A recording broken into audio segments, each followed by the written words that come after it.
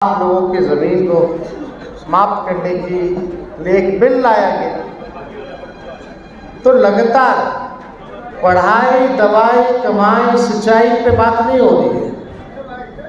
ये जो एनडीए की सरकार है केवल नफरत वाले जो बिल हैं, जो गैर संवैधानिक जो बिल हैं, वो लाने का काम करती है।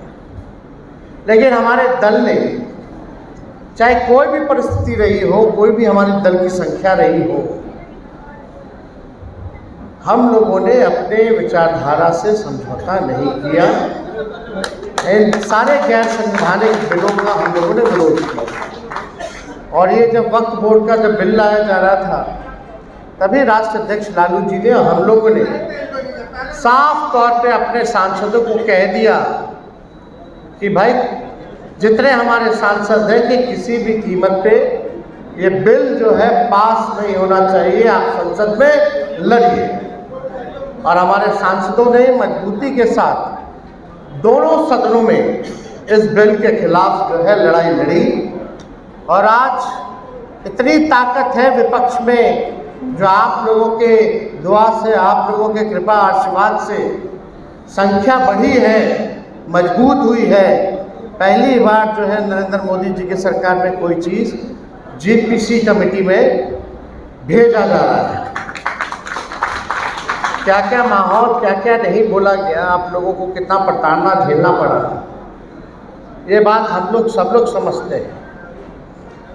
लेकिन कोई भी परिस्थिति रही, लेकिन लालू जी ने सत्ता के लिए नहीं, लालच के लिए नहीं, कभी भी भाजपा के साथ जाना पसंद नहीं किया। चाहे केस मुकदमा हो, जेल हो, हमारे पूरे परिवार पे केस मुकदमा हो, हर दिन ईडी सीबीआई अपना काम जो है आकाओं के कहने पे वो करता रहता। हम तो कहते थे भाई मेरे घर ही दफ्तर खोल लो, देखते रहो क्या करते हैं नहीं करते।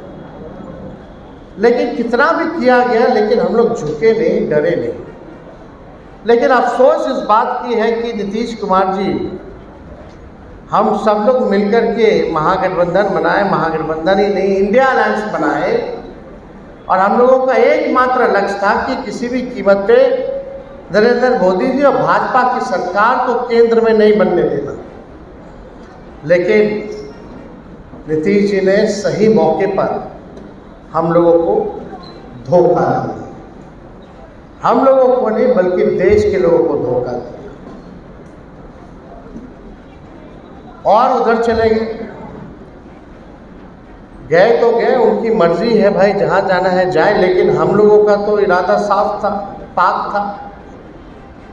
हम लोग तो चाहते थे कि भाई हटे।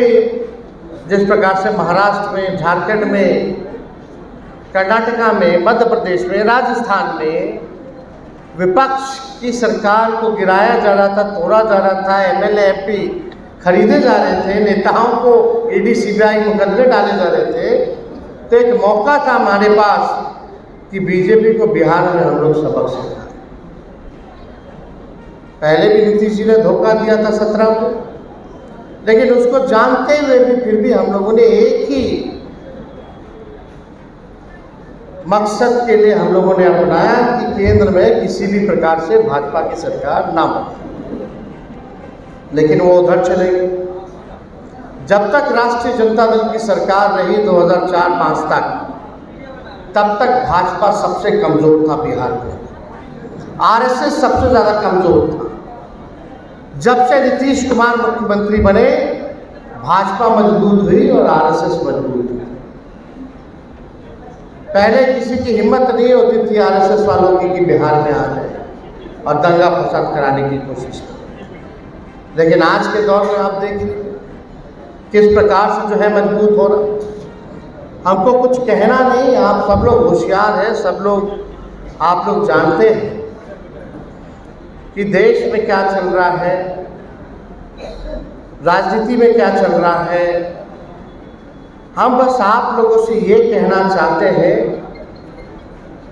कि जब लालू जी नहीं डरे सांप्रदायिक शक्तियों से, तो उनका लड़का भी डरने वाला नहीं। आपके नाम, आपके अधिकार, आपके सम्मान, के लिए हम हमेशा लड़ाई लड़ते रहेंगे, चाहे कुछ भी हो जाए।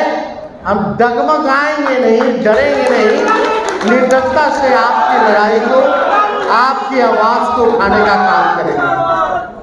और बहुत लोग तरह तरह का हम लोगों को गाली देने का प्रयास किया, हमारी एकता को तोड़ने का प्रयास किया गया, लेकिन आप जो आवाम है, जो जमहूरियत में आप लोग मालिक हैं, और जब जमहूरियत में आप लोग मालिक हैं तो आपको देखना है कौन कब से लड़ रहा है और कितने मजबूती के साथ लड़ रहा है। हम बस आपको इतना कहना चाहते हैं, अगर आप सब लोगों का आशीर्वाद, आप लोगों का दुआ, अगर आप लोग ताकत दीजिएगा तो बिहार में 25 में जो सरकार होगी वो राष्ट्रीय जनता दल महागठबंधन की होगी। लेकिन इसके लिए हम सब लोगों को एक रहने की जरूरत है, और हमको पूरा विश्वास है कि अगला सरकार हम लोग बनाने जा रहे हैं। हम लोगों को 9% हम लोगों का वोट बढ़ा, भाजपा एनडीए लोगों को 6% कम हुआ।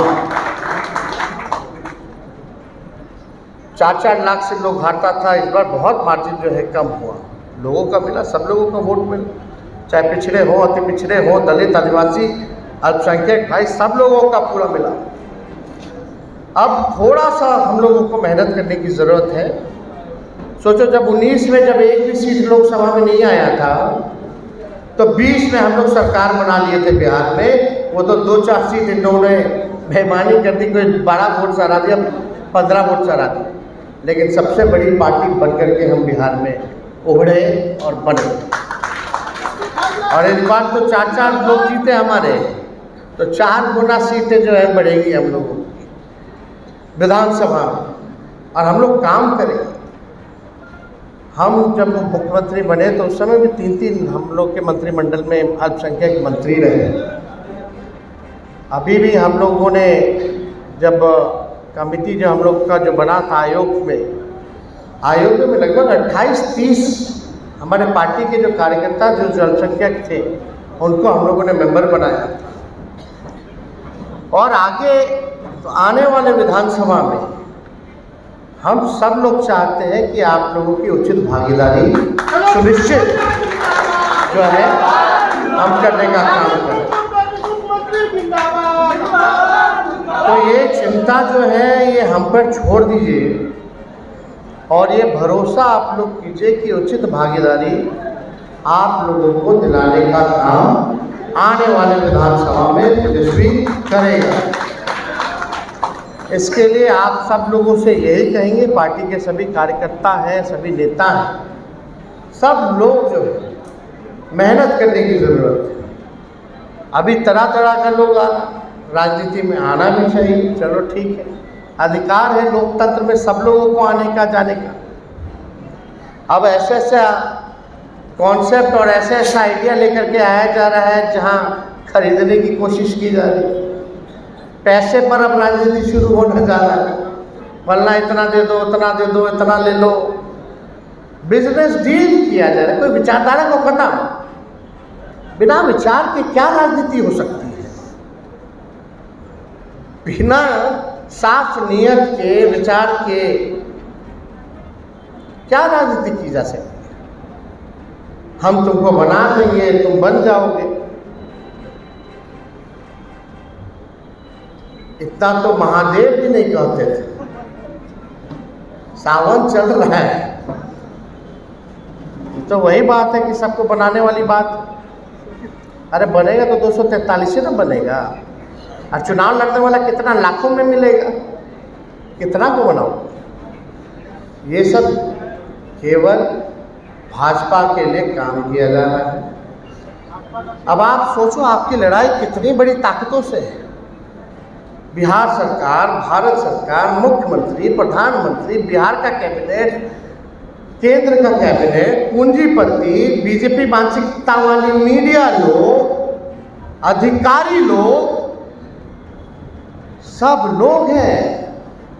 और आपके साथ कौन है? लोग बोलते हैं तेजस्वी लालू जी के साथ कौन है? तो आप ही ना असली ताकत है हमारी, आप लोग हैं ताकत। अगर आप लोगों का ताकत आशीर्वाद लालू जी को नहीं मिलता, हमको नहीं मिलता, तो हम लोग खड़े नहीं पड़ते। ये केवल ताकत आप लोगों ने देने का काम किया, और आप लोगों से यही कहना चाहते हैं, इसको बरकरार रखिए जब तक मंजिल पे हम लोग नहीं पहुंच जाते। और जिस दिन मंजिल पे हम लोग पहुंचेंगे, सबका कल्याण करेंगे, सबका काम करेंगे, सबको जगह मिलेगा, सम्मान मिलेगा। और सरकार बनने के बाद तो अपॉर्चुनिटी हो जाती है। यही हमारे चाचा क्या कहते थे जब हम बोलते थे कि 10 लाख नौकरी देंगे, बोलते थे कहाँ से लाएंगे, अपने बाप के पास से लाएगा, बोलते थे कि नहीं बोलते थे। और जब हम उनके साथ उप मुख्यमंत्री बने तो 5 लाख नौकरी कैसे मिल गया 17 महीना में, और 3 लाख नौकरी प्रक्रिया झील करा करके आए। अब हमारे जाने के बाद क्या हो रहा है, पेपर लीक हो जाता, नीट का पेपर लीक हो रहा, शिक्षक बहाली का पेपर लीक हो जा रहा, नौजवान भाइयों के साथ खिलवाड़ किया जा रहा। हमने कहा था मानदेय को बढ़ाएंगे, मानदेय को हम लोगों ने बढ़ाया। स्वयं सहायता समूह के हम लोगों ने कहा था आरक्षण को बढ़ाएंगे, 75% आरक्षण कराया। हम लोगों ने कहा था जातीय आधारित गणना कराएंगे, उसकी गणना हम लोगों ने कराई। सारे काम जो हम लोगों ने कहा उसको हम लोगों ने किया 17 महीने में मात्र। और एनडीए की सरकार 17 साल, बताओ कौन सा ऐसा काम किया।